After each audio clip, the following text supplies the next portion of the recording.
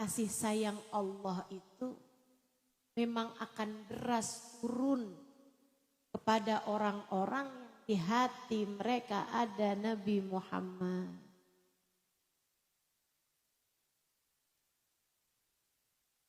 Ibtisam terus bilang, kamu tahu kenapa?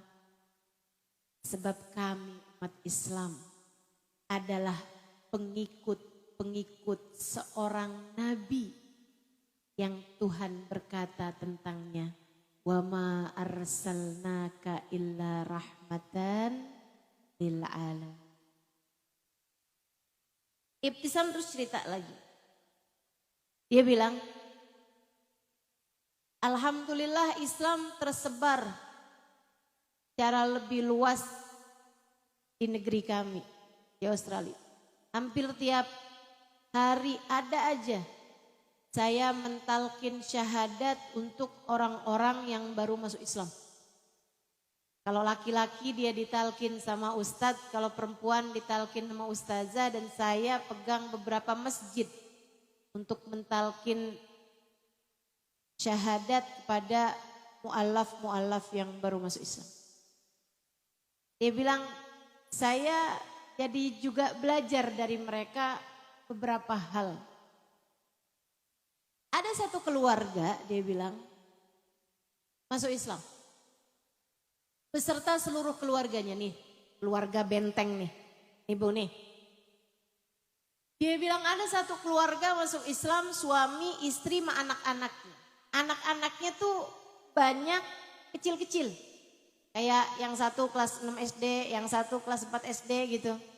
Yang satu kelas 2 SD, yang satunya lagi masih di rumah, yang satunya lagi masih kecil. Ada anaknya tuh yang umur kayak 4 tahunan gitu.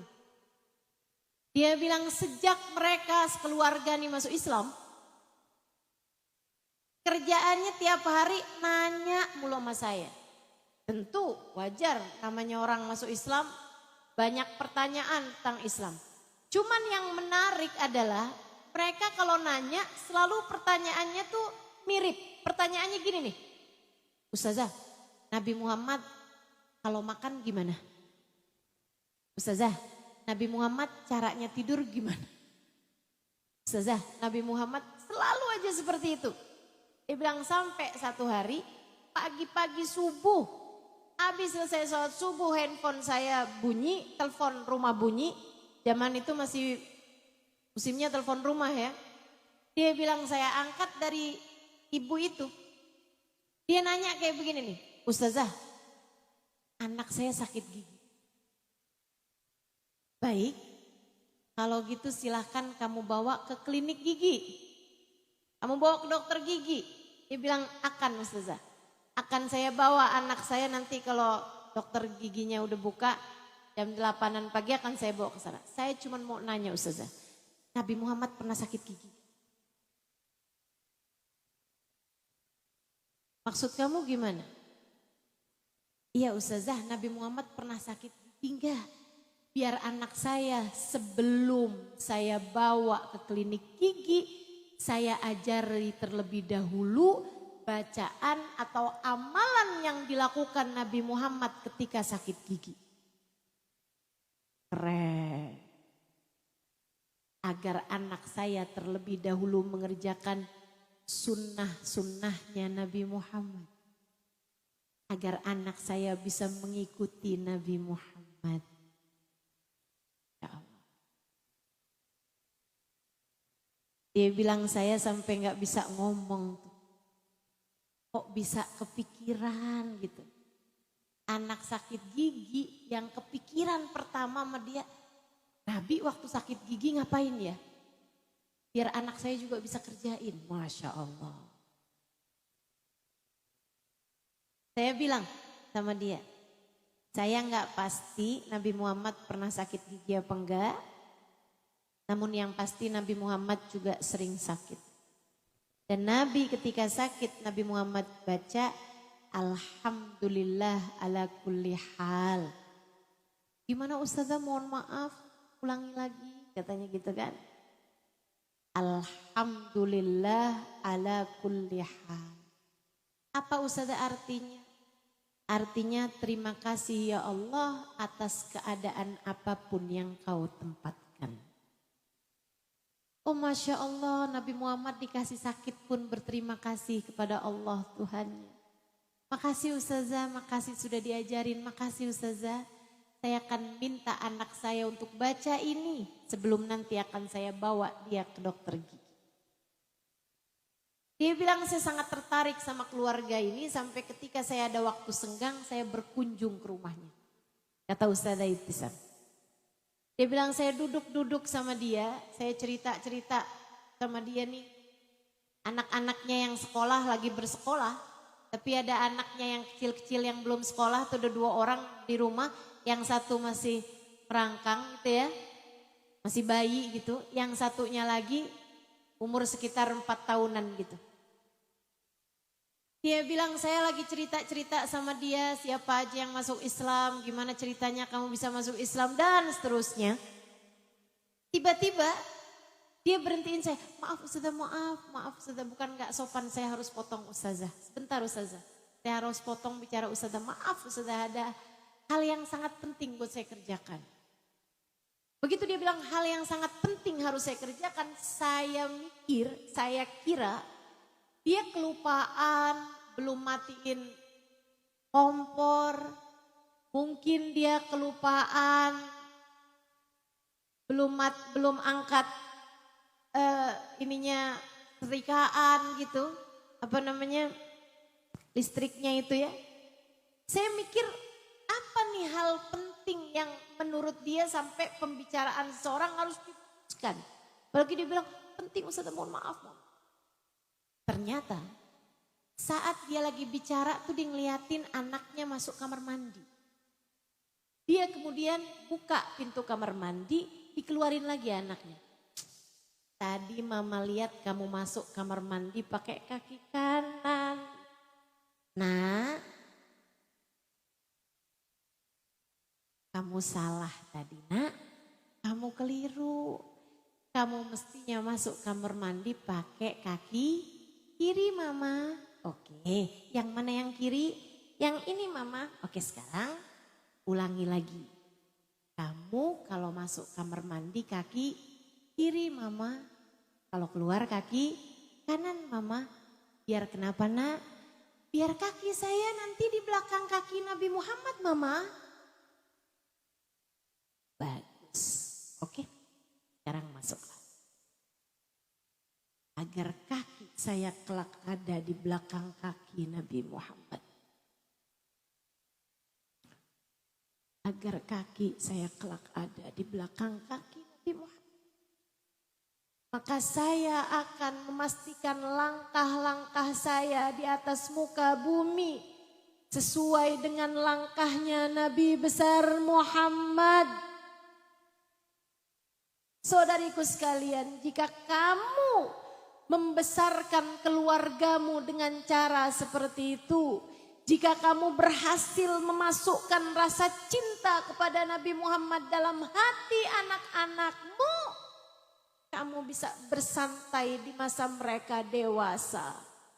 Sebab mereka tak perlu lagi berada dalam pengawasanmu, penjagaanmu. Ada yang sangat spesial yang akan menjaga kehidupan mereka semuanya.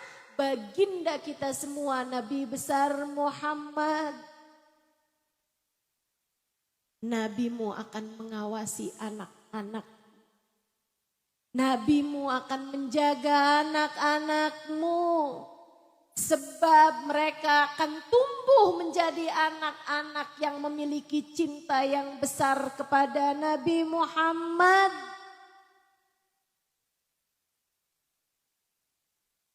Keluarga akan menjadi benteng yang kuat. Sebab Nabi Muhammad yang akan menjaga anak-anakmu nanti. Jika anak-anak sudah punya rasa cinta dan mereka mengikuti Nabi besar Muhammad dalam hidup mereka. Saya ulangi, yang pertama takwa, yang kedua rizki yang halal, yang ketiga ikuti Nabi besar Muhammad. Hadirkan Nabi Muhammad. Cintai Nabi Muhammad. Biarkan keluarga merasakan kasih sayang Nabi Muhammad. Sholawat. Ibu yang punya anak yang jauh. Bu, kalau ngasih nasihat sama anak-anakmu, sampaikan pada mereka. Nak, jangan tinggalkan 2 hal. 1, jangan tinggalkan sholat. 2, jangan tinggalkan sholawat. Sholat menjadikan mereka punya hubungan dengan Allah. Sholawat menjadikan mereka punya hubungan sama Nabi Muhammad. Dan yang terakhir, ibu-ibu sekalian, kalau pengen rumah tanggamu jadi benteng yang kuat, membentengi dirimu, membentengi suamimu, membentengi anak-anakmu, semua yang ada dalam rumah, akan selalu dalam penjagaan Allah, akan selalu dalam bimbingan Allah Subhanahu wa taala. Hal terakhir yang harus kamu lakukan adalah beribadahlah bersama-sama dan selalulah berdoa. Doain suami, doain anak, doain orang tua, doain saudara-saudarimu, doain keluargamu. Doain. Kamu Bu yang punya anak, kan gak bisa terus-terusan anakmu berada dalam penjagaan dirimu. Akan tetapi kamu bisa minta Allah dan Rasulnya menjaga mereka untukmu. Saya juga sarankan ibu-ibu, kalau lagi marah sama anak, semarah apapun dirimu, jangan pernah berdoa yang buruk bagi anak-anakmu. Jangan. Jangan ada yang nyumpahin anak, nanti kamu sendiri yang nyesel. Jangan. Jangan. Semarah apapun dirimu, jangan pernah keluar kata-kata, mama gak ridho sama kamu, ibu gak ridho sama kamu. Itu coret. Kata itu jangan pernah keluar dari lisanmu. Lihatin ya nak, kalau kamu gak dengerin ucapan mama, kamu akan. Jangan Bu, jangan. Jangan sumpahin anak. Nanti kamu hidupnya susah. Jangan sumpahin anak, jangan. Kesian anak-anakmu, kesian. Ingat doamu sebagai seorang ibu, kata Nabi Muhammad kepada anak-anaknya, setara doa Nabi bagi umatnya. Mustajab. Nabi Nuh doain biar kaumnya yang tidak beriman tenggelam semua. Bu, jangan. Ibu jangan pernah doain buruk buat anak-anak. Saudariku sekalian yang saya muliakan, kalau anak susah, kamu kan juga ikutan susah. Marah apapun dirimu. Kalau kamu harus doa, doalah seperti ini. Ya Allah, saya memang marah sama anak saya, ya Allah. Tapi saya cuma marah. Saya cuma kesel, ya Allah. Tapi saya tetap ridho sama anak saya. Ucapin begitu ibu-ibu. Semarah apapun kamu sama anakmu, jika kamu berdoa, lagi kesel nih, lagi pegel hati kamu, lagi benar-benar marah kamu. Sampaikan, ya Allah, saya memang marah sama anak saya, ya Allah, saya kesel sama anak saya, ya Allah, tapi saya tetap ridho padanya. Karenanya ya Allah, ridhoilah anak saya. Sebab Allah bilang, ridallah fi ridal walidin, wa sukhtullah fi sukhtil walidin. Ridha Allah terletak pada keridhaan orang tua, murka Allah pun terletak pada kemurkaan orang tua. Kalau orang tua bilang, ya Allah saya gak ridho sama dia, Allah pun gak ridho sama dia. Kalau Allah gak ridho sama seseorang, dikembalikannya ke neraka. Dan sebelum itu dia akan melaksanakan pekerjaan-pekerjaannya ahli neraka. Makanya orang kalau udah gak diridhoin sama orang tuanya, tambah hancur hidupnya. Karena dia sudah tidak lagi mendapatkan keridhaan Allah, artinya dia adalah calon penghuni neraka, artinya hidupnya akan semakin ngawur, hidupnya akan semakin berantakan. Maka jangan pernah tidak ridho kepada anakmu, meski seperti apapun saja yang dilakukan sama anakmu.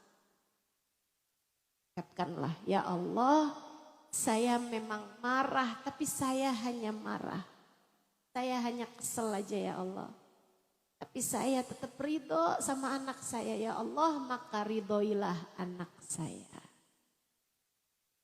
Kalau kamu begitu, Allah akan ridho sama anakmu. Kalau Allah ridho sama anakmu, anakmu dipersiapkan jadi calon penghuni surga. Dan sebelum itu Allah akan memantaskan mereka menjadi calon-calon penghuni surga.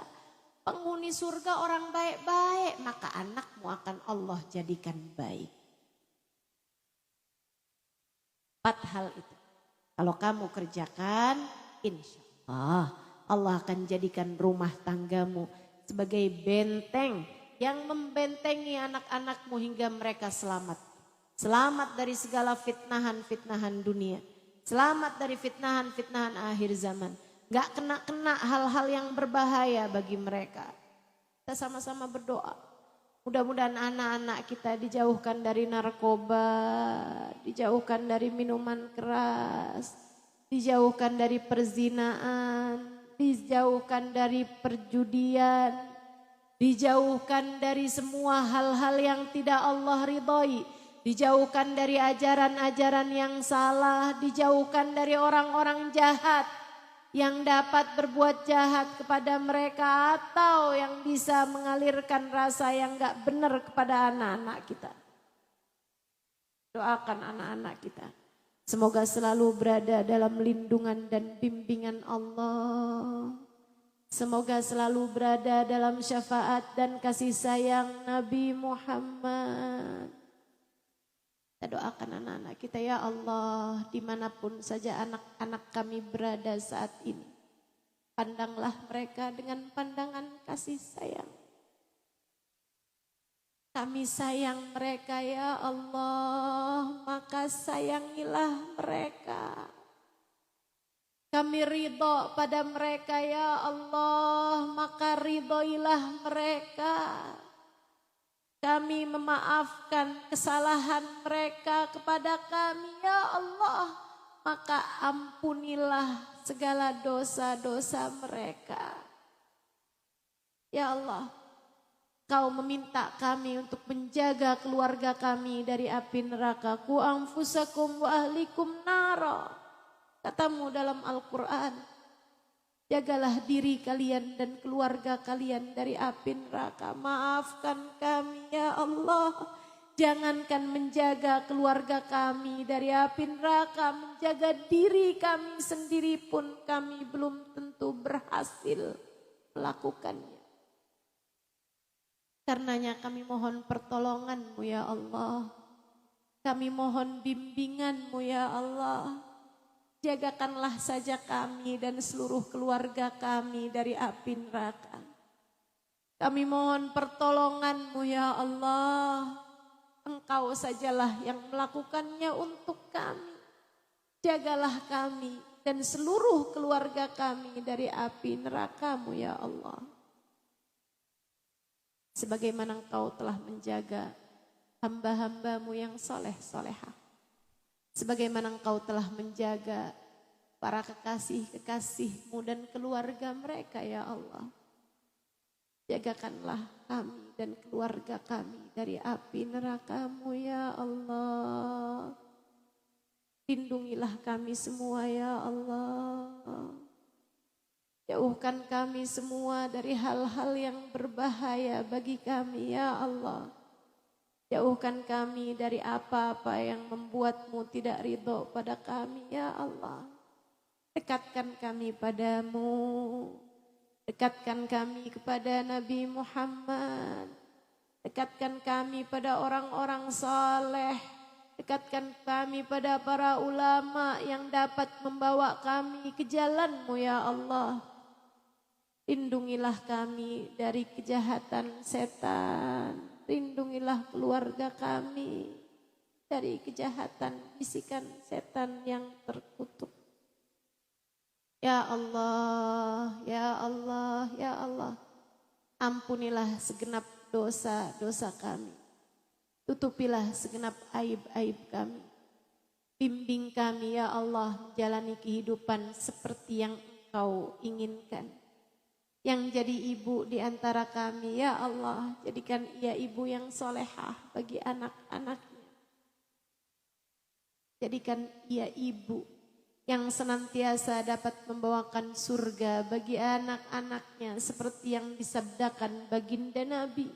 Surga berada di bawah telapak kaki ibu. Yang jadi istri, jadikan istri yang solehah. Jadikan ia istri yang kelak layak ada di belakang Nabi Muhammad. Yang kelak layak berada di belakang Sayyidah Fatimah Zahra. Layak berada di belakang Sayyidah Khadijatul Kubra. Layak berada di belakang Sayyidah Aisyah Ridha. Allahumma ya Allah, ya Allah, ya Allah. Dan kami sebagai anak kami titipkan orang tua kami kepadamu ya Allah. Bahagiakanlah orang tua kami dimanapun saja mereka berada. Yang orang tuanya masih ada di atas muka bumi. Bahagiakan hatinya, sehatkan badannya. Sibukkan mereka dengan ibadah padamu ya Allah. Sibukkan mereka dalam jalan taat padamu ya Allah. Yang orang tuanya telah berada dalam alam kubur, bahagiakan mereka ya Allah. Kami titipkan mereka kepadamu ya Allah. Pertemukan orang tua kami dalam alam kubur mereka dengan baginda kami Nabi besar Muhammad. Jadikanlah Nabi Muhammad pemberi syafaat bagi mereka dalam alam kubur mereka ya Allah. Dan jangan pernah sampaikan kabar buruk tentang kami kepada orang tua kami ya Allah. Sampaikanlah hanya kabar-kabar baik ya Allah. Jadikanlah kami anak-anak yang solehah, yang dapat melanjutkan ibadah mereka di atas muka bumi ini. Allahumma Rabbana atina fid dunya hasanah, fil akhirati hasanah, wa qina adzabannar. Apabila datang ajal menjemput kami, matikan kami dalam husnul khotimah. Jadikanlah kalimat terakhir yang keluar dari lisan kami saat ajal menjemput kami adalah kalimat La ilaha illallah. La ilaha illallah. La ilaha illallah. Muhammadur Rasulullah sallallahu alaihi wasallam. Alaiha nahya wa alaiha namut wa alaiha